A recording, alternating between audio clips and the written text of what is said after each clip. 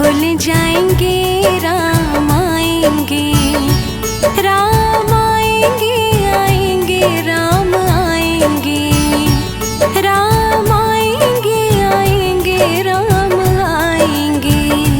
मेरी झोपड़ी के भाग आज खुल जाएंगे, राम आएंगे, मेरी झोपड़ी के भाग आज खुल जाएंगे, राम आएंगे।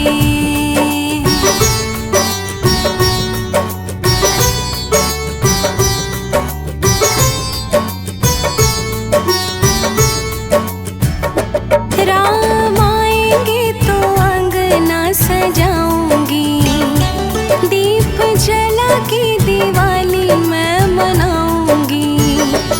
राम आएंगे तो अंगना सजाऊंगी, दीप जला के दिवाली मैं मनाऊंगी। मेरे जन्म के सारे पाप मिट जाएंगे, राम आएंगे, मेरी झोपड़ी के भाग आज खुल जाएंगे, राम आएंगे।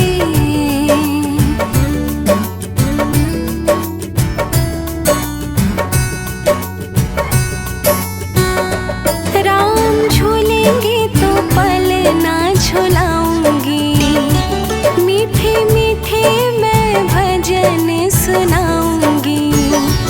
राम झूलेंगे तो पल ना झुलाऊंगी, मीठे मीठे मैं भजन सुनाऊंगी।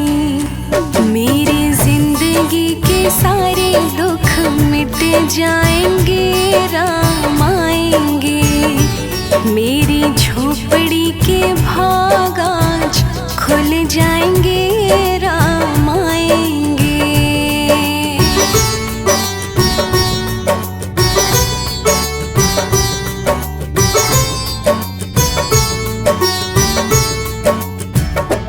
मैं तो रुचि रुचि भोग लगाऊंगी, मीठे मीठे बेर प्रभु को खिलाऊंगी।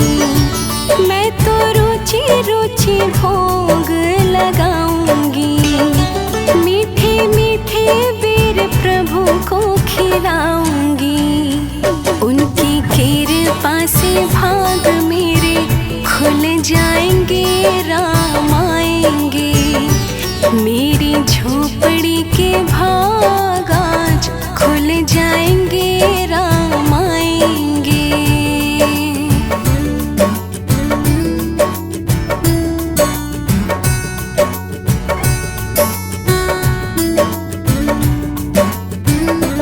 मेरा जन्म सफल हो जाएगा, तन झूमेगा और मन गीत गाएगा। मेरा जन्म सफल हो जाएगा, तन झूमेगा और मन गीत गाएगा। संग सीता जी को प्रभु श्री राम लाएंगे, राम आएंगे, मेरी झोपड़ी